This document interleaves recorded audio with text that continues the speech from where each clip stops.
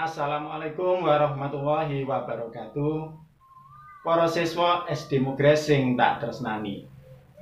Muga-muga sampean kabeh tansah binaringan sehat lan tetep semangat.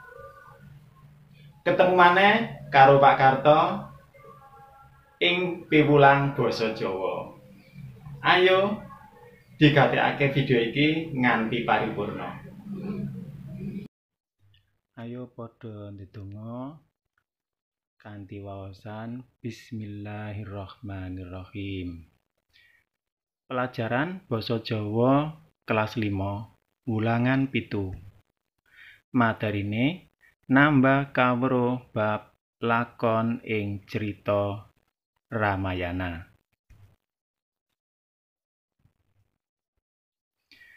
Kompetensi dasar 3.7. Mengenal, memahami, dan mengidentifikasi teks cerita pewayangan. 4.7.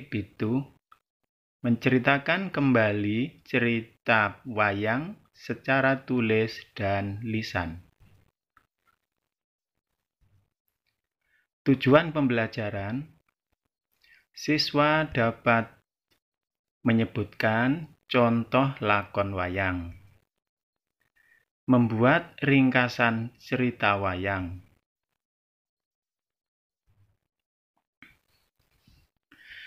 nambah kawruh bab lakon ing cerita wayang. Para siswa kabeh, sumbere cerita jagate pewayangan utawa jagate wayang ing tanah Jawa iku ana loro. Sing nomor 1 yaiku Mahabharata. Lah sing nomor 2 yaiku Ramayana.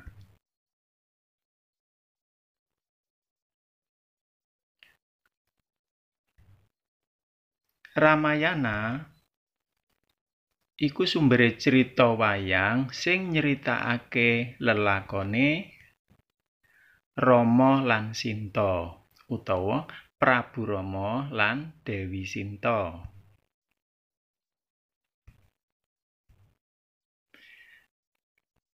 Dene lakon wayang sing sumbere saka Ramayana iku ing antarane yaiku Rama Buang.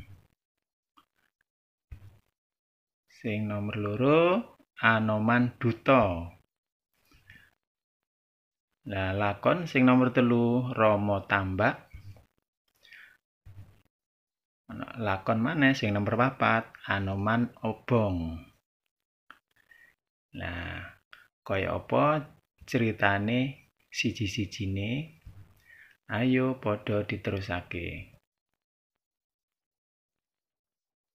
Rama Buang. Rama Buang yaiku nyeritakake nalika Rama kudu ninggalake negara Ayodya suwene 10 taun.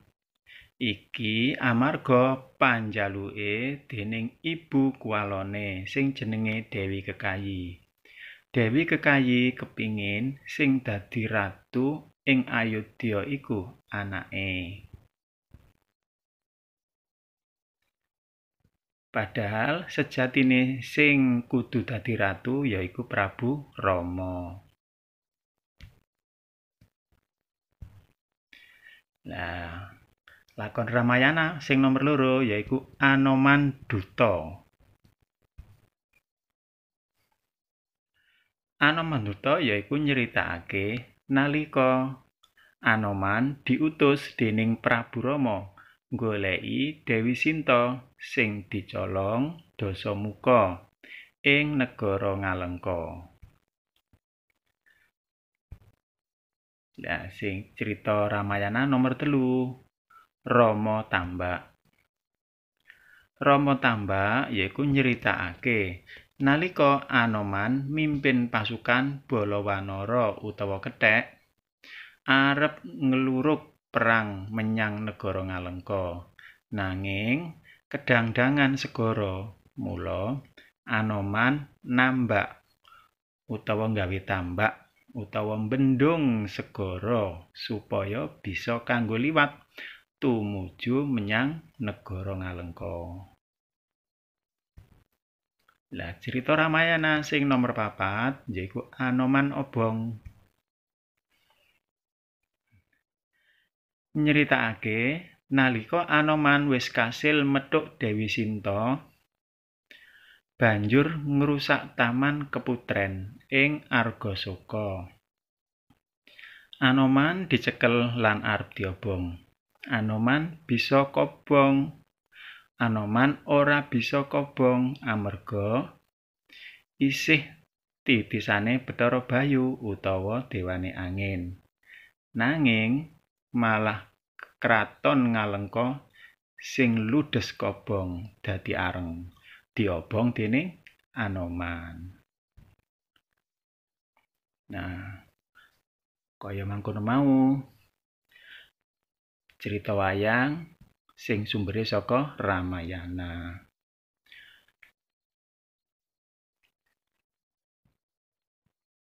Saiki tugas gladhen sumbere cerita Jakarta Wayangan iku ana 2, apa wae?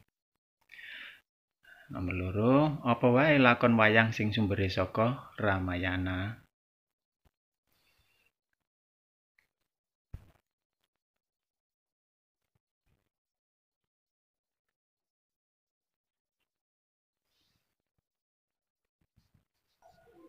Kaya mangkono mau piwulang kita ing dina iki muga-muga bisa dipahami dening para siswa. Aja lali kanggo njaga kesehatane awak, dibiasakno tetep cuci tangan, jaga jarak, lan gunakake masker. Wassalamualaikum warahmatullahi wabarakatuh.